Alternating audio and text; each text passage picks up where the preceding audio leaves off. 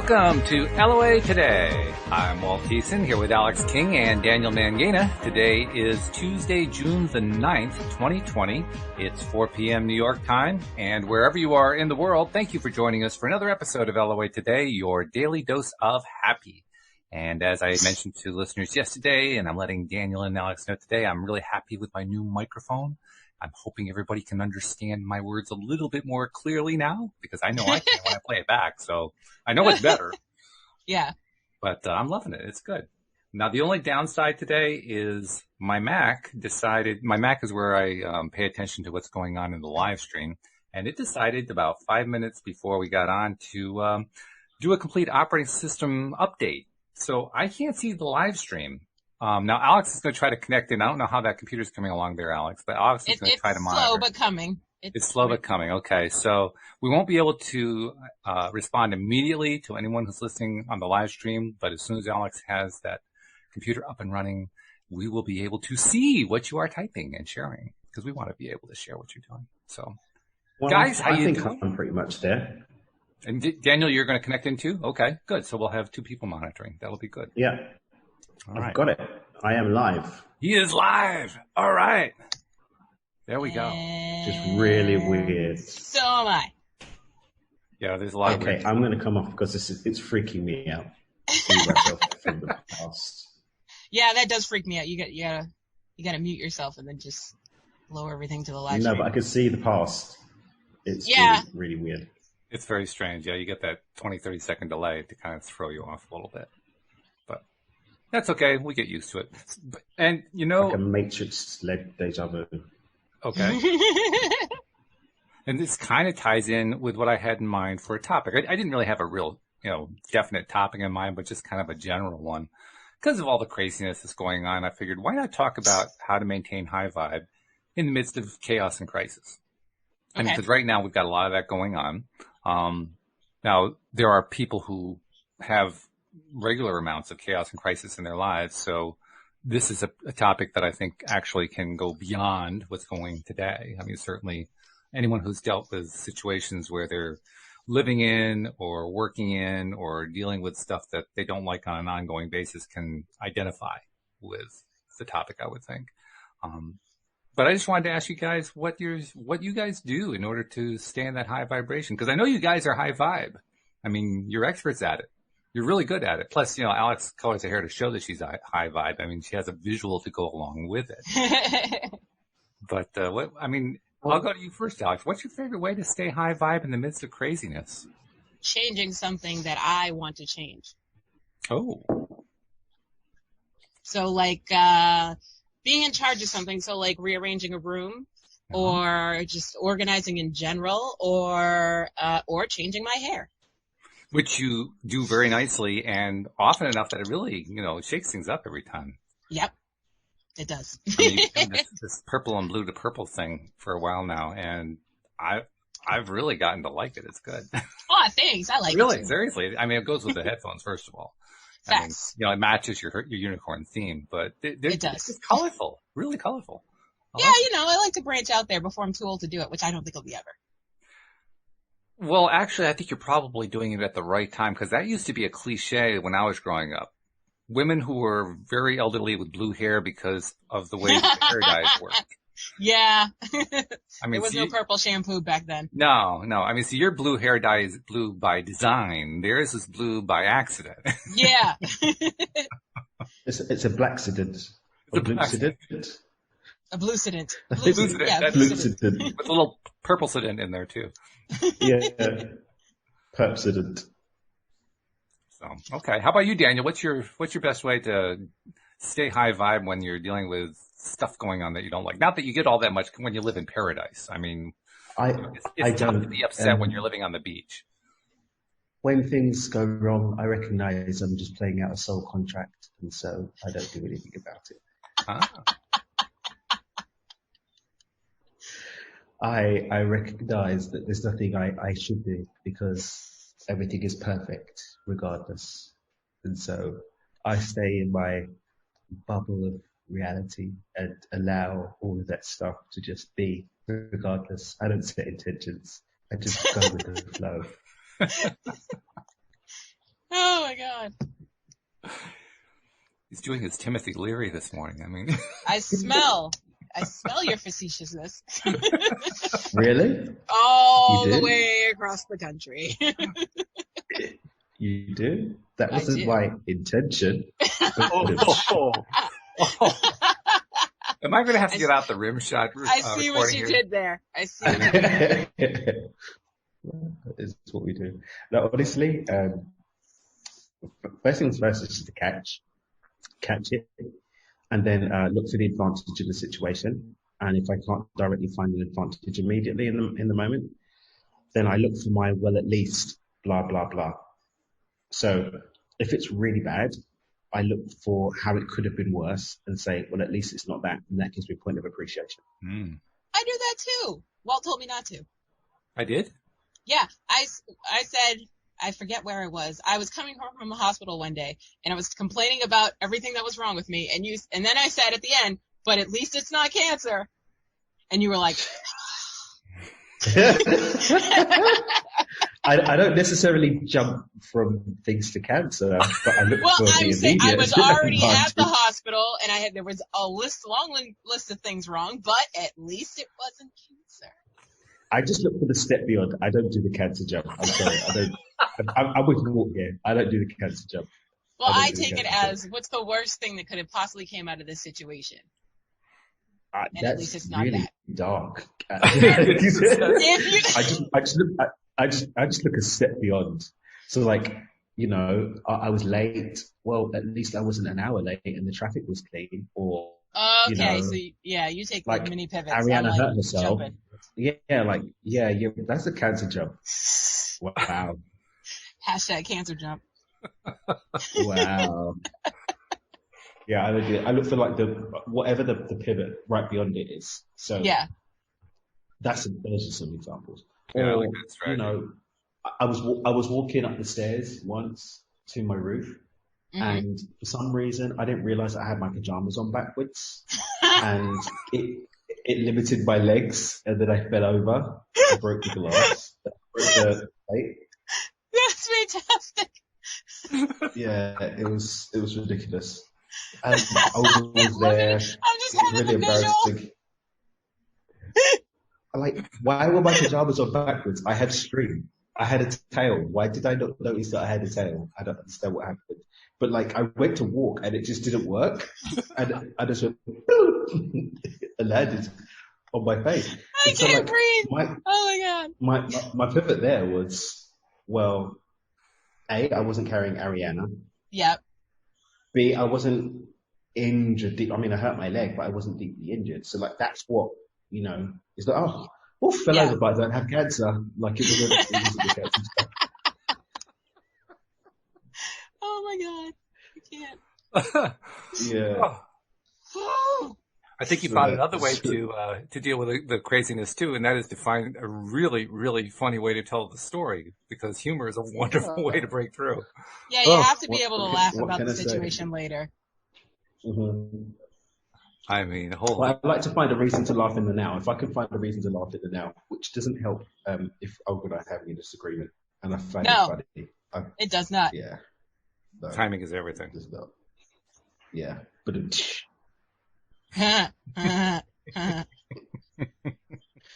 yeah, that's it. Okay, so I think I will steer away from that one just to be safe. What about you, Will? What's your thing to do? Oh, I mean, I've given this answer so many times lately that it feels redundant, but I do a podcast. Mm-hmm. Seriously, 5 days a week. It's very, very difficult to stay in any kind of a funk when you do a 5-day-a-week podcast on your daily dose of happy. It's almost impossible. So that's my go-to. But Saturdays and Sundays, I don't always have that option. So then I have to be a little more creative. But this time of year, it's not hard to be creative. I mean, it's gorgeous out there. The weather's been absolutely idyllic. I mean, Louise and I got out for a bike ride over the weekend. Now, it wasn't, I can't honestly say it was completely idyllic because she had a couple spills and injured her knee. Ooh. That wasn't so good. But the really good news. Don't say Alex. She was going, what's that? What What was I not So supposed to don't say? say Alex. Wait, I Okay. missed it. You know what? There's too many dad jokes. He's got to get canceled. I can't. Sorry, well, it was meant to be a full stop on the flow. Yeah, no. You were Well, saying. Like, she may have fallen, but at least it's not cancer. this is true. And at least she was able to get up and say, let's go on with the ride. I mean, she could easily have given up at that point. And she said, Yeah. no, I'm up for riding. I mean, her knee was screaming, but no, she was up for it. So, Yeah, that would have been me. I would have been like, nah, I'm out. I'm turning back. I'll see you later. But we did turn back. I mean, because, Bye. we were Yep. 8 miles out, so you kind of have to come back. But Oh, well, yeah. but we got back okay, despite a couple of little spills there. But hey, we learned two things out of it. The first thing is she's not as young as she was, so it's probably not a good idea to try to reach for the water bottle while she's riding the bike and drink from the water bottle. She should probably stop. Multitasking is not her thing on a bike. Yeah, and you know how, especially when you're a kid, you get on a bike by putting your left foot on the pedal and kind of riding side saddle, and then either throwing your leg over or through either way. She found that's probably not a good idea for her to do either. Okay. Yeah. So you learn things, Yeah, you live and you learn. Yeah. I mean, that's a great thing to do when you're a kid, and when you're a little bit older, you take some precautions. Yeah. So just to be safe. Well, you have me nervous now because me and Kenny are going to get into rollerblading. Wear a helmet, wear guards, and you'll be fine. Rollerblading as a kid, I did not wear those things. So, yeah, I didn't even think to get those. Maybe you want to think about that. Maybe I have to go back online. That's what I have to do. Yeah. Because you certainly want to get out. I mean, first of all, I'm really glad and impressed that you want to go out and go rollerblading. I think that's fabulous. I'm just going around the cul-de-sac and coming back. Hey, I'll take that. All right. For somebody who is a perpetual recluse, this is a major step forward. I like it. Very true. Very true. Yeah. So that's good stuff. Yeah. Very good.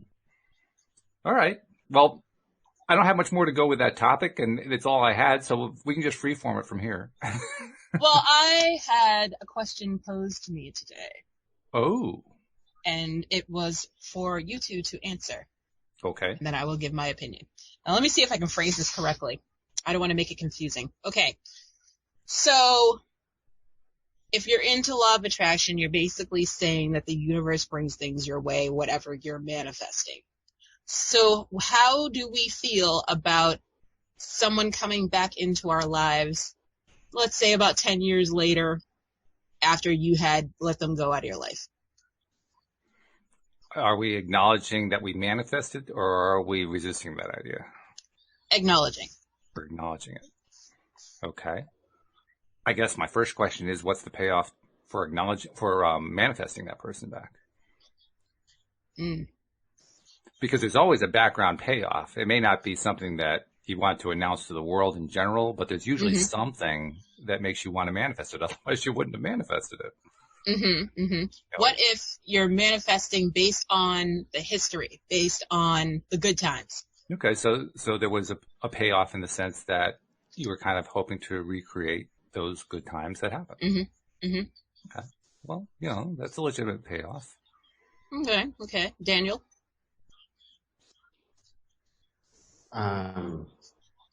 We experience what we're vibrational matched to at the time. Okay. So we're either matching that person and elevating frequency, or we're reverting back to the frequency that we were operating at 10 years before, because the same person can show up in a different way. Okay. I mean, it's really not any different. I'm sorry. No, what I was going to say, I've got friends that I've known for 20 years. They're not the same person that they are today. Different experiences that I'm not the same person I was 10 years ago. So if we bump back into each other, we've got to look at the truth, which is that we're both operating at the same frequency, regardless of what that frequency is. We're operating at the same frequency, because that's what matters. Yeah. Interesting. Okay. I was going to add that when you're bringing somebody back, it's really no different from attracting or manifesting anything else into your life, whether it's conscious or unconscious. Mm-hmm. Because let's assume, for the sake of discussion, that it was unconscious. You weren't really, I mean, you kind of did, but you weren't really aware of, yeah, that's what I was actually trying to do, is bring this person back. Mm-hmm. Right? Well, you still have the same option as you do with anything else. It's an opportunity. You're basically in contrast at that point, right? I mean, you're talking about somebody that you put behind you. Now they're back. So there was something there that made you want to put them behind you. And it didn't have to be bad. It was just something that you didn't really need or want anymore. Mm-hmm. So once again, you're back in the contrast, and the contrast is saying to you, do you want this? Do you like this? You can either answer yes or you can answer no. If you answer yes, then bring it on. If you answer no, and if it's no, then okay, what do you want instead? It's the same thing. It's not like bringing somebody back is locking you into anything. Mm-hmm. It's just one more opportunity to decide, do I like this? Do I not like this? And contrast is still a manifestation. The manner, the means, the nature, the taste and flavour of that contrast is still a matter of where we're at. We can only experience, even in contrast, what one vibration matches to. Right. So it still comes down to, you match them, and that's why you got it. Whether you match them because you fear it, you match them because you had a thought of missing them, and because you've had experience with them before, the belief system's open for you to be able to experience them, so that manifestation shows up really quickly.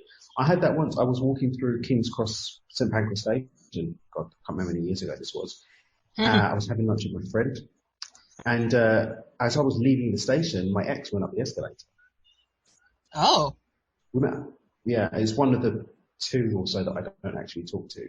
I have like any pleasantry for.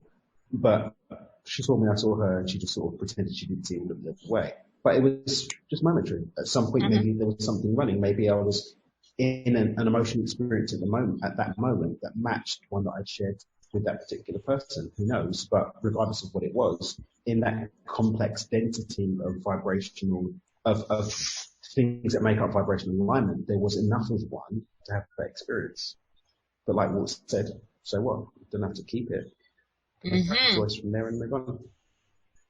And that's the point. In fact, the way that manifestation happened, I mean, she was close enough that you could see her, but she was fairly far away. So it was a fairly remote connection. And it almost sounds like that whatever your vibration was leading up to that, it was more along the lines of, a little dabbling of curiosity. There was no real desire to reconnect. So life gave you an example that matched that. I had another similar situation. I was in New York, and a girl that I dated in London, who was English, we bumped into each other on the street in New York. This was like 4 years ago. She was walking along, and then I hear my name getting called out, and it just so happened she was the guy that she was dating was in Portland, Maine, and she'd literally just got off a bus from Portland, Maine, was walking through Manhattan. Saw me from the distance, and then we ended up having a cup of hot chocolate. Completely random. Yeah. Kudos on the hot chocolate and not coffee. It's so cliche. What can I say? I don't drink coffee. Neither do I. Good for you. Thank you. And I like hot chocolate. What are your thoughts on it? What are your thoughts on it, Alex? Yeah. I'm a little too close to the situation to say what my thoughts are. We'll make it more generalized. More generalized? Your exes are your exes for a reason. So when you draw a line, you draw a line. In the sand. Sands can move. Is that the idea? Sands can't move. Nope. It was struck by lightning. It is now glass. It is a glass line. So that's a pretty firm line then. Wow. It is firm. Yeah. Wow. Like there's a reason you let them go. If you wanted to keep them in your life, whatever the vibrational match was that they were there for, okay, great, reason, season. Do I think they need to come back? Maybe you need another hit with a 2x4, so that's what they're there for. I don't know, but it's a tough situation. It's a tough situation because it very well could be like you guys grew apart and then you needed to hit certain milestones in your lives and then come back together. It could be that, or it could be, hey, you're not at your vibrational high right now, and here's a little lesson in season Y. I'm Well, smelling some context here, Alex. I'm smelling some context that this person's looking for justification Yeah. to get back with this person. Yep, definitely. Well, there's evidence for every theory. Then they desired it. They desired it, and that's a manifestation of their desire. Yeah, This, I think, that's true. goes back to my facetious comment at the beginning of the show that, everything is perfect, and this is the universe's gift.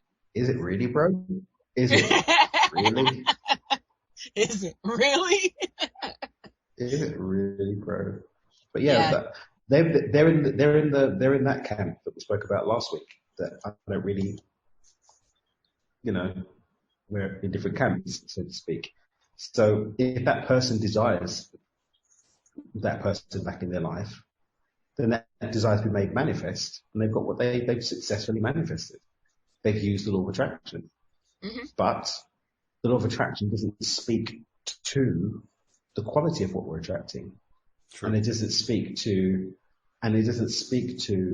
what which we're attracting has in store for us going forward, because we can attract something that's not for our highest and greatest good. Mm-hmm. If we haven't set that intention and holding the frequency for highest and greatest good. If I have a self-sabotaging, self-destructive frequency, then my manifestation is for my highest and greatest good. Mm. And I can claim something as being for my highest and greatest good, like a destructive relationship or a dissimilar relationship. I've manifested it, but that doesn't mean that it's good for me. Mm-hmm. But then everything is good for us at a cosmic level because we have the opportunity to experience manifesting and going back to something that's not good for us. So I just spoke with my friend David. He's a channel actor. I'm going to introduce you to him on the show. And he was just talking about his concept now of zooming out and zooming back in. The whole highest and greatest good, everything's for my good. You zoomed out and seen it from a higher level, but we have to come in and experience it. The spiritual bypass, he said, really is when you zoom out and don't zoom back in again.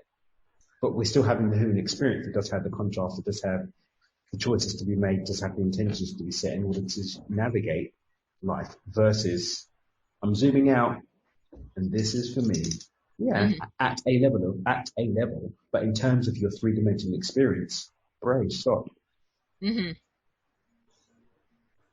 The zooming in, zooming out thing is a wild thing to kind of imagine for a while. Yeah, it is. I'll give you kind of a dark side. If you see a film of a traffic accident from 10,000 feet up, it looks like two cars just kind of bumped into each other. Mm. But if you're in the traffic accident, it's a lot worse than that. Yeah. The perspective is quite different. Mm. And similarly, on the more positive, happier side, if you see two people meeting who are falling in love from a distance, there's just two people there. Mm-hmm. You don't really see much. But if you see up close, you see, how their body language is or what they're saying to each other or whatever, it's an entirely different experience. Mm-hmm. So that perspective is an interesting one because I think what happens is now your buddy it sounds like he's thinking kind of in a spiritual sense that might be taking on overtones that I'm not thinking of here.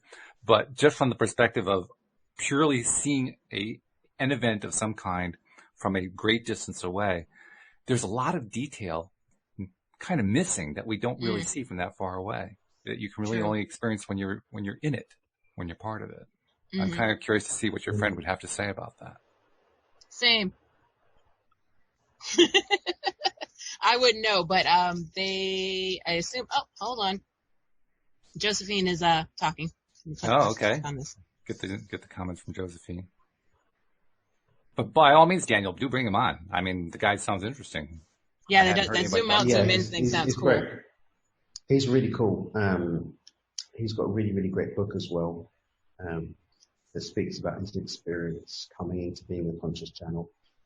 He's really cool. He does some really cool stuff. I was about to say, you maybe see me share some of this stuff on Instagram. But I don't think either of you are really particularly Instagram active. But he's really, really cool. David Strickle channel something called The Stream. It's like for me, it's a great midpoint between the Abraham stuff and the more hands-on channel content. It's like really there in the middle. I think you'll really like it, actually. Sounds cool. Sounds like fun. Pretty much. Yeah, I'll Josephine said, yes, make a note. Florence Shovel Shin has a great story of a client manifesting a specific person in her book, The Game of Life and How to Play It. Florence Scovel Shin, she's That fabulous. is crazy good book. Is it? I've Kudos heard. to you. It's good. It's really, really good. Your word is your word. I use a lot of her affirmations and intentions even till now. In fact, even in my my abundance visualization, I use some of the Florence stuff in there. Okay. It's really powerful stuff. Yeah, Florence Scovel Shin is one of Cindy's favorite people too. She just absolutely loves her work. I think she puts her in like the top 3 of all of the teachers Wow. she admires the most. Yeah. Yeah. And we actually talked about some of her stuff. I think we actually did a partial review of that particular book. And really interesting stuff, especially considering how far back she was writing, because she was writing back in the early 20th century. I mean, quite a ways back. So, yeah, it was interesting because of the perspective from that time. And it was also interesting because you don't get a lot of female writers writing about this topic, particularly in that era. So that was No. really, yeah, that was really cool. Very ballsy, very hands-on. She talks about doing. She talks about the power of words. I love that stuff. Real solar flex, throat chakra magic. I like it. Mm. Yeah, it's a good quote, Josie. Really good. So did we answer the question to your I think friend's sufficiently. I think so. Oh, hold on. Josephine said something else. Uh-oh. A woman came to me in deep distress. The man she loved had left her for another woman. He said he never intended to marry her. She was torn with jealousy and resentment and said she hoped he would. Oh, she's quoting the book. Okay. Mm-hmm. Oh, okay. Yes, I do think you guys answered the question in its entirety. Hopefully to the satisfaction of your friend. Hopefully we will see. Yeah. They will watch this playback and Can I ask a question? of course. So what if they don't want to change? And they're happy with that manifestation and start to create reasons why their viewpoint is correct? What do you do then? I will be here when the chips fall where they may. It's a text message. You could be a true friend then. I No try. matter what the situation is, you just accept it and help us whatever way you can. Yes, Yeah. exactly. That feels good. That's kind of what we were talking about during yesterday's show, actually. The topic was compassion, and that's compassion. Aw, I have especially, compassion. there are actually 2 definitions. I don't know. I didn't know that. Did you guys know there are like 2 different definitions? There's a Western definition and an Eastern definition. I did not. Do tell. But I want to know what they both are now, though. Well, the Western definition, if you look at the etymology, the origins of the word compassion, it derives from, I think it's ecclesiastical Latin. And it stands for being with suffering or with the sufferer. So it's suffering with somebody else. Okay. But the Eastern version, and this is partly because of differences in language between the West and East. So people who were translating early on originally decided to call it compassion, but later on found out that compassion, the way Westerners mean it, is different from what these Buddhist monks were trying to convey. So that it's since been turned into loving kindness. So their idea of what we are labeling compassion is loving kindness rather than suffering with somebody. And it's a pretty big distinction. I like the loving kindness better. Yeah. Well, it's a much higher vibe. Yeah. You know? So it's going to be a very different experience. Yeah, I don't know about this with the sufferers in business. But that's what the Western version is. And that's why it can be confusing. I mean, because people can use the word in different ways that are dramatically different. Yeah, clearly. Yeah. Ioana was telling us about it yesterday. She also was pointing out that when you're working with the Eastern version, the loving kindness, compassion idea interweaves with wisdom. So as you experience and express compassion for somebody, both you and the somebody you're trying to assist learn from experiences that creates wisdom, which leads to more opportunities for compassion and becomes an endless cycle kind of a thing. So interesting stuff. Right. Yeah. Well, look at the new thing I learned today. Well, we've been learning all kinds of stuff. In the midst of all the craziness that's been going on, I like all the different things we have been learning, that we've been exploring, different ways to feel better, different ways to get into that better space and stay there. And I'm I'm hopeful that listeners do it as much as we do, that they actually get into doing this in their lives. I think they do. I mean, the feedback that we get suggests that.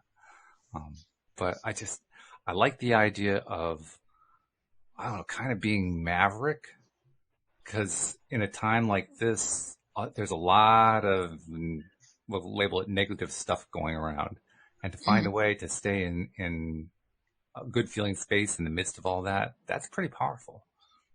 I mean, that indicates people who have really taken the time to learn how to shift their vibration in the midst of times when it's not comfortable, when the vibration isn't feeling good, and when everybody else may be kind of falling apart around them, but not them. That's true power. That's the best power you can have. So. Another thing you could do, take a break from Facebook. No kidding. No kidding. They have that button option for a reason. Yeah. Yeah, I got so fed up with Facebook the other day. I was just like, it was one thing with the pandemic and then another thing with George Floyd, but the combination and I can't even. I was like, I'm done. I just threw my phone down and I'm like, I'm taking the day off. And it turned into a couple of days. Yeah. It's healthy. It's healthy to get away from it. I think it comes down to knowing your own state, your own vibration, where you are, and asking yourself, can I maintain the vibration I need in order to deal with the stuff? Because if I can't, that's a good time to turn it off. Yeah, definitely. Especially considering that's the only way I get my news. So I'm good. So cut off the news source. We don't need that stuff. Yep. Cut it all out. Except I did run across a really nice post. My hometown had a very peaceful protest and they were hugging the police and the police were kneeling and everything was great and people were crying. It was fantastic. So I did post that, but other than that, I've been off the internet. That's great though. That provides a counterbalance. There are good things happening. Yeah. There are towns that are setting examples for, how things should be. Sure. There's a lot of people that are upset about the kneeling. We can't take a knee for anything without getting in trouble. What now? First, it was hate against the military, and now okay. So what's the problem with kneeling now? I'm not going to kneel. I'm not going to kneel to someone. People shouldn't be kneeling. Blah blah blah. All that sort of stuff. Oh, well. Poppycock, really. Yeah. If you want to kneel, you can kneel. If you don't want to kneel, that's the greatness of being in the U.S. Yeah. There are advantages, no doubt. Yeah. You don't have to do what everybody else is doing. Definitely a lot of poppycock.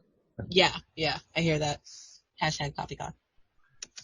That also points to something else, too. It's very easy in the midst of craziness to think that the craziness is everywhere. But usually craziness is actually fairly localized. Yeah. Well, that's another kind of craziness. I mean, there's crazy and then there's crazy. Let's be perfectly blunt here. Yeah. So serious. Does anyone remember where that one's from? Why so serious? Why so serious? Wait, I have the visual of the person saying it in my head. Was it a Joker?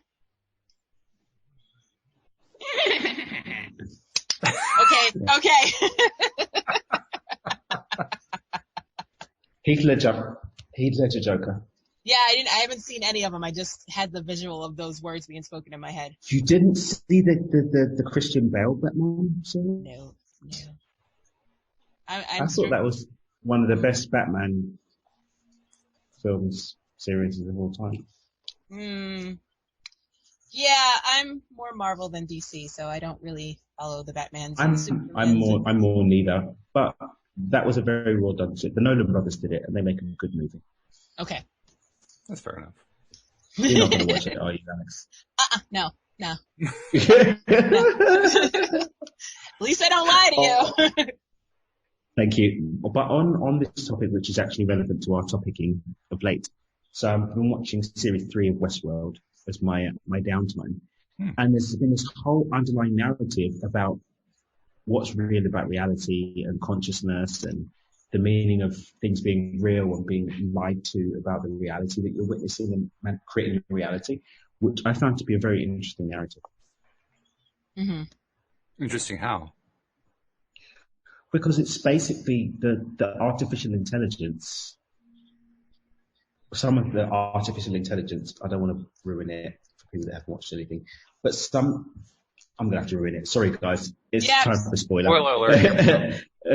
Spoiler alert. Yeah, so I should probably put this in your group, Alex. Yep, you should. So some of the artificial intelligence escapes the park and makes it out into the real world. Wow. Oh, okay.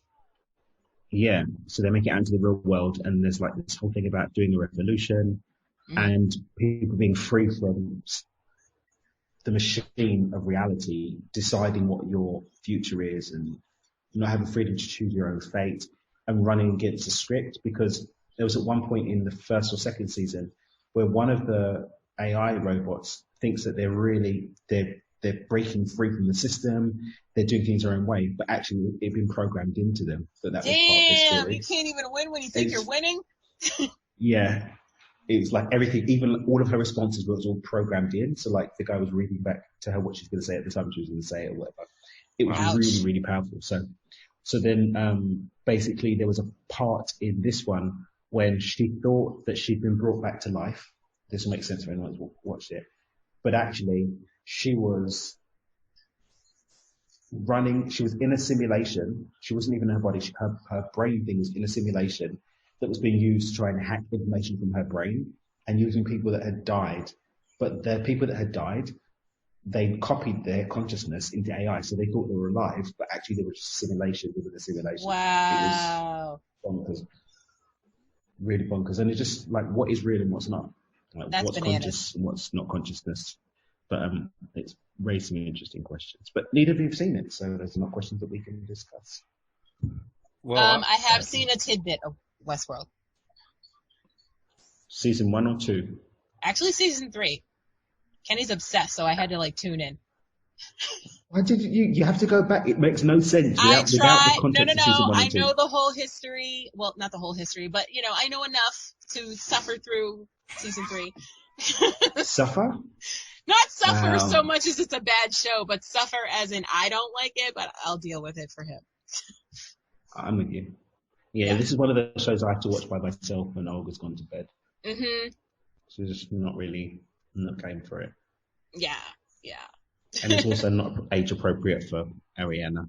Not at all. Mm-mm. No.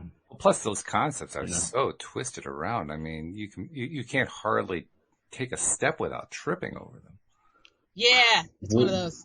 Well, there's one character, Walt. He spends the entire first season thinking that he's a human, but he's actually an AI that doesn't even know he's an AI. And the way that they cross over the timeline narratives from the past because he was real, and basically this guy copied the real guy and made an AI version of him, and he thought he was a completely new person, but he had all of the characters, all of the back narrative of the original person that he was a copy of.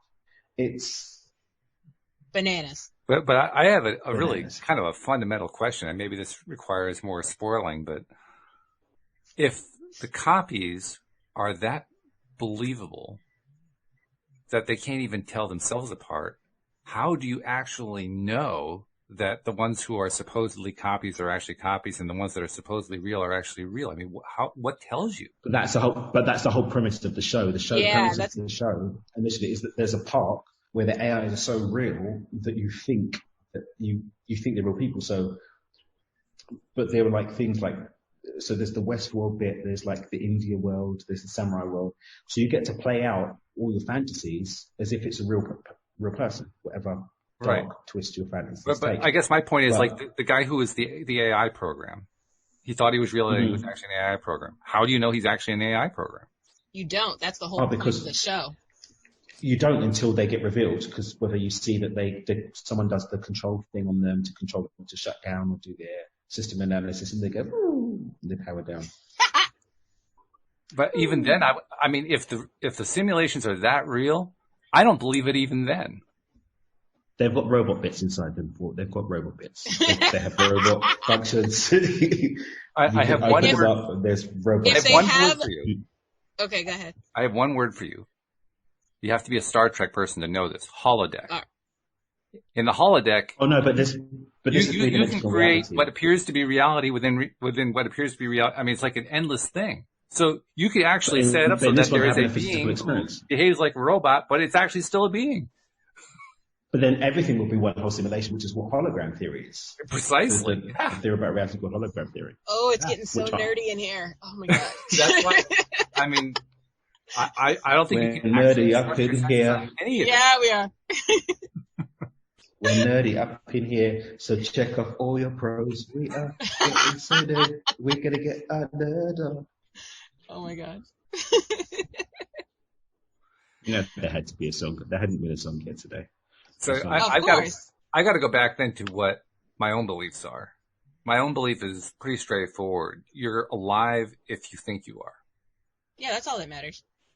The fact that someone has an on and Cogito off switch ergo on the sum. back of your neck, no big deal. Yeah.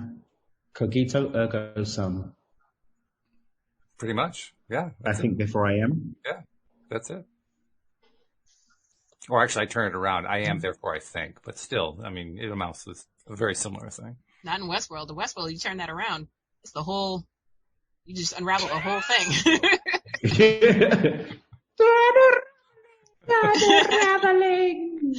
Basically what happens. Oh man. But But imagine waking up and realizing or finding out that you are not real. That's the part I don't buy. I think that the moment you think you're real is the moment you're real. But that's what the AI's thing is. They're saying that we are a people, we are a new wave of consciousness. Then We they're deserve right. the right to live. And then you've got the humans that are like, no, you're my property. So I'm going to do what I want with you. And my response is, good luck with that. yeah. And hence we have a show. And those humans all of a sudden find out that the AI is actually behind them turning their switch off. I mean, it's like this endless progression. Like that, like the finals, like the showdown with the architect in Matrix 2, when he's like, yeah, you didn't have free will, bro. Like, you're not here to free humanity. You're here to choose which ones get to live and the rest are going to die. So let's get on with it, okay? The one isn't the savior. You are I put some source code in you to like just kill everyone. So let's get on with it. Oh, okay. Yeah. What is it about human beings that makes them want to be so manipulative of others? Because that's basically what that theme is. I'm going to manipulate you. I am the game creator, and I'm going to create the game, and you are my slave. What is it about humans that want them? I think it's just lack of care. They don't see them as human. It's like people that treat animals in a horrible way. They don't see them as being worthy of treatment. Even when you look at the divisiveness of racism as it exists in some spaces, it's because this person isn't worthy of the consideration that I give myself at this level. So the humans are like, well, you're robots. Like, I made you in the lab, therefore you're not really worthy of consideration. So just do what I tell you, or I melt you, or whatever. Mm-hmm. Yeah. I think it's power, the power struggle. It's like a lot of people don't feel powerful enough, so they have to have power over other people or what have you, animals, AI, whatever. Mm-hmm. And I think that we can take that one more step too and recognize that it's also about the person who is doing that feeling powerless. Yeah, It's their way definitely. of trying to express power. Mm-hmm. Because they don't really understand their own personal power, so they create one. Yeah. It has to be visually seen and external. Internal powers doesn't mean anything because no one can see it. That's an interesting point, isn't it? Mm. That's one of the hardest things for people first exposed to law of attraction theory. Yeah. They can't see it. Mm-hmm. It's pretty hard to measure it. You can measure electricity. You can measure various kinds of electromagnetic frequencies and so forth. Measuring law of attraction, source energy, is a little bit more tricky at this point in time. Now, I actually think we're probably pretty close to being able to do it. In fact, there's even a 50-50 chance that science has already done it and doesn't know what they've measured. But until that happens, it's so nebulous in most people's minds because they can't measure it. Mm-hmm. Yeah. Well, they don't want to measure it. Well, that's the other question. Yeah. Do they really want to? Yeah, because I was going to say you can see electricity if you do things to it. But if you can't really see electricity, you can't see wind, but we all know these things exist. Hmm. But there You was can a see time what these things do to other things. Yep. Just like you can see how things you manifest are manifested. Mm-hmm. So you can measure it. Oh, I think it can ultimately be measured. It's just right now they don't know how to. Yeah. Yeah, I don't think there's anything secret in the universe in terms of measurability. It's just having the tools to measure it. They Right. didn't have the tools to measure chakras and energy before, but now they do. So now it's not some woody concept. It's a truth because we can measure it, we can experience it three-dimensionally, or at least witness it three-dimensionally. Ironically, that's something that you can come to the conclusion of once you have already kind of taken on faith how law of attraction works, because now you feel confident enough that you can actually explore and start believing and understanding how all that kind of thing is working. Whereas that hypothetical person we were talking about who has to create these little power scenes where they are the game and they're the game creator, they don't have that insight yet. They haven't gotten to the point where they have enough self-confidence to even conclude that they can measure anything and they can identify everything and they can find it all, even if they don't know how to do it right now. Mm-hmm. For me, that's hologram theory in action, because actually it's the belief in it that allows it to be real. Like nothing becomes real for us three-dimensionally until we accept it as being possible to be real. True. So that person's lack of faith in law of attraction is not real to them because they cut themselves off from access to it. Sure. Oh, yeah. And they're very good at it. I'm very skilled in my detachment from the law of attraction. Very skilled. Yep. And they do take pride in it. Let's be perfectly blunt. They are very, very proud of having done that. Yeah. It's interesting though how it's a commentary on themselves, and I'm not sure they're even aware of that. You know.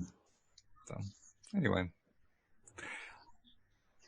it also occurs to me. I mean, we're almost psychoanalyzing hypothetical people here. Yeah. You know, and in that psychoanalysis, we're also demonstrating how we are able to see this stuff because of the perspective we've achieved. I mean, each one of us and the vast majority of our listeners, quite probably all of them, have gotten to the point in life where each of us can now kind of take a step back and not have that charge attached to the thing. And so now we can see it for what it is. We can feel it for what it is, and we aren't caught up in traumas and chaos and craziness about it anymore. It's just, oh yeah, I can see what that is. That's not a big deal anymore. And that's cool. I say that to say, to laud everybody who's listening and to laud us, like, look at what we've accomplished. We've actually gotten to the point where this is what enlightenment feels like. This is what it feels like to be enlightened. And the light's only getting brighter. Yeah. It's pretty cool stuff. I like it. I like it a lot.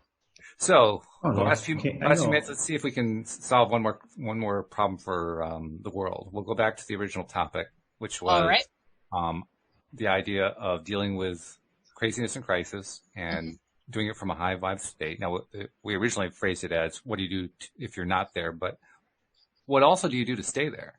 I mean, it's not hard to stay there. I mean, when you've got a good high vibe going and it's been going for some time, it's pretty easy. But nevertheless, you have to kind of maintain mindfulness. Anything you guys do to stay high vibe? Not that I do on purpose. Changing location. Changing the physiology or location. So,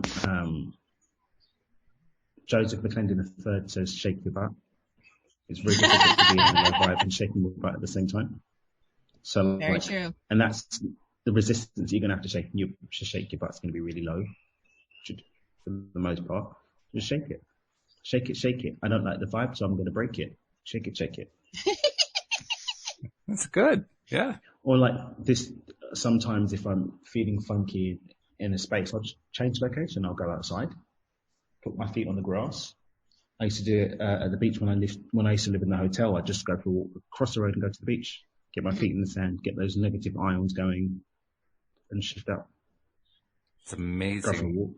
when you get that earth contact, that contact with the sand The like grounding. that. Yeah. That grounding is just, it's incredible how quick and powerful that is. It's really cool stuff. Yeah. Yeah. It's calming.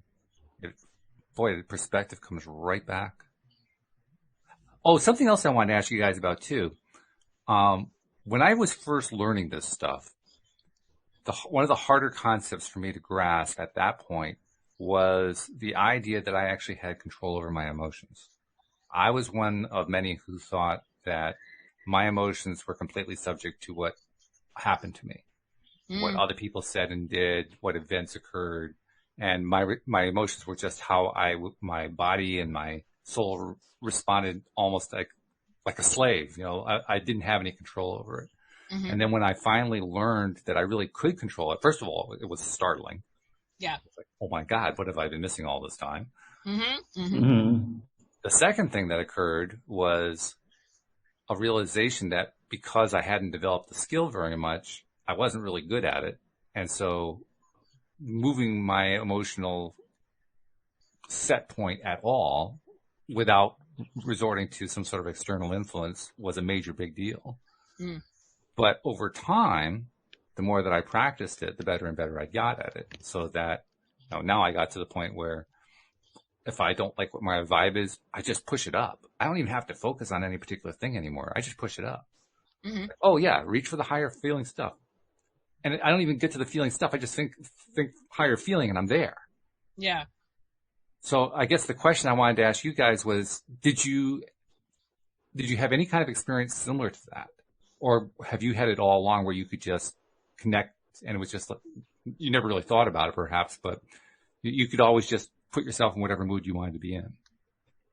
No, I definitely had a hard time in the beginning. I think we're programmed to believe that our everything external everything is what's happening to us, not what we're doing.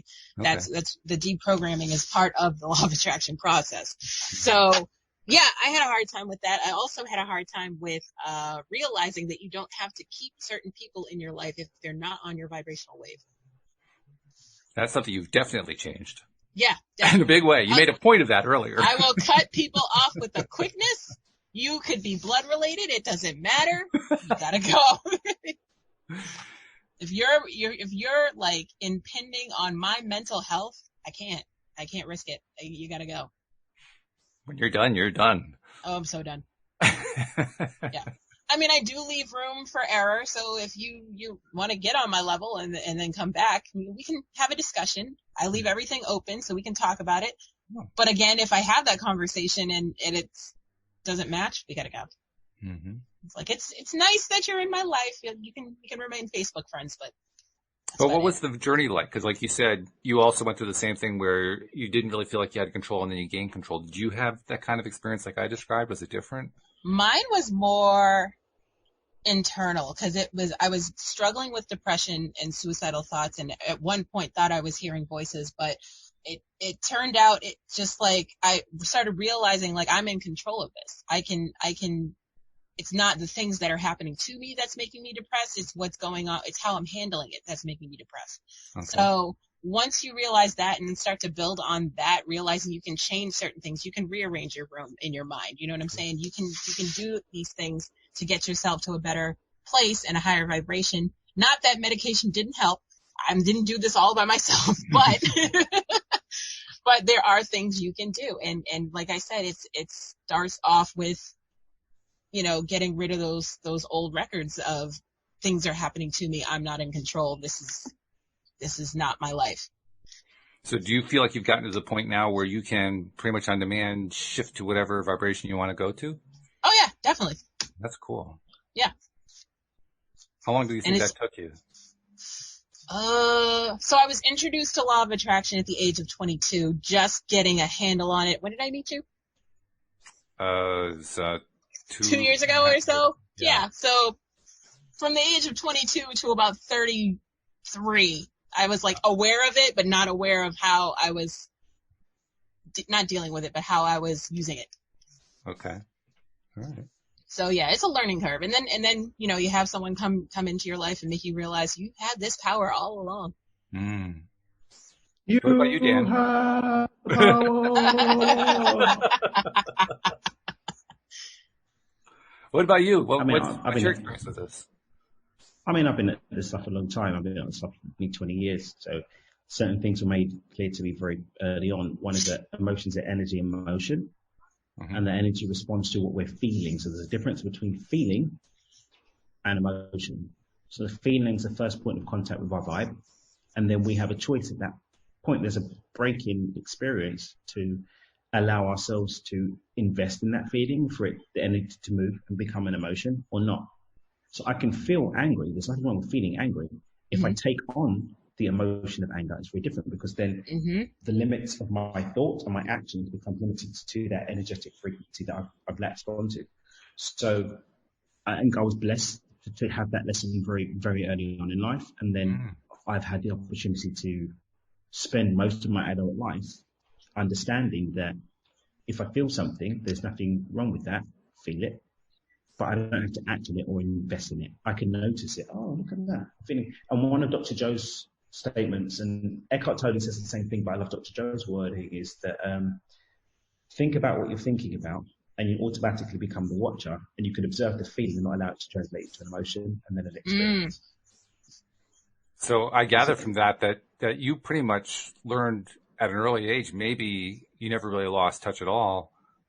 You learned that you had that control over your emotions at any point, and you could decide what your reaction was going to be in any situation. Because and this is thing my friend said a couple of years ago that I love. It's control is what you do after the fact. I don't control, I create. Okay. So if I'm controlling it, I'm trying to get a handle on something that's already done, and that's impossible, because once it's in motion, it's in motion. True. But what I can do is I can shift the future frames, but that's not by controlling, it's by creating. So pausing, think about what I'm thinking about. Do I choose this? No. Okay. But I can witness the feeling. Anger has a purpose. Hate has a purpose. These things have purpose, but they don't have to be anchored into my experience in an unconscious way. I can consciously allow them to be witnessed, think about what I'm thinking about, select which of it I want to carry going forward, and which of it I want to let go of. In essence, what you were talking about there is how you're going to respond to what happens, but you're doing it from the perspective of where you are right now rather than where you were. Yeah, that's one of the principal baselines of Beyond Intention as well. Accept everything that's been created up to this moment, regardless of what it looks like. But then also accept that unless I take responsibility in this moment creatively, then what goes forward is going to be not so bueno, it's going to be the same. So then in that space of now step 2 Beyond Intention, from a clean space, I choose what do I want to experience instead. Step 3, gratitude, connecting to that experience. Step 4, listening. Am I where I want to be? Thinking and feeling with awareness. Am I where I want to be? No? Okay, let's get back to the beginning and change that. Do I want to just let this ride? Even asking ourselves the question, am I prepared to do the work that's necessary in order for me to pivot out of this right now? No. Maybe I actually want to feel miserable for a bit. Okay, give myself a clock. I'll give myself this morning. I'm going to feel like poop this morning. But then this afternoon, I'm going to open the window and go out and get some sun. Yep. So. Very cool. Okay. It's interesting how we have different paths that come to the same place, but those different paths really inform us differently. They give us different superpowers, so to speak. I mean, Daniel, you were describing a superpower, essentially. Your ability to... It's a superpower we all have access to. Well, sure, yeah. But we're not all ready to do the work that's required in order to access that, nor do we really want to. Some people will be really better off just owning the fact that they want to be unhappy, they want to be miserable. Okay, own it. But there's 8 billion people there, other people that want to be miserable too. Go and be with your people. Don't spread that infection to those that do want to be happy. And that's my thing, you know. And one of the things my mentor, David Nagel, was like, you know, I had a coaching call with him a couple of weeks ago. It's the reason why I couldn't be on a Thursday. And he's like, you're responsible 2 people, not 4 people. So if someone wants to be miserable, it's not my job to change them. It's my job to be available to support those that want to change, but it's not my job to change them. And that frees up so much more energy for me to just enjoy my own experience, to shift my own frequency, and to have my own levels of appreciation, and just appreciate people where they're at. Some people are doing it because they think they've got some kind of contract or agreement that dictates us where they're supposed to be. And some people are like, do you know what? this is just what I want to be right now. And whatever configuration of things makes it up is okay. And it's not my problem. That's a really great perspective. I love it. Mm-hmm. Good way to wind things up here today. Just a reminder, make sure you're subscribed because the announcement is now literally days away that we're going to have the app available. Yeah. I don't know if I told you guys, but I broke through. I figured out that thing. I knew you would. I finally did over the weekend. Celebration. Yeah. Celebration.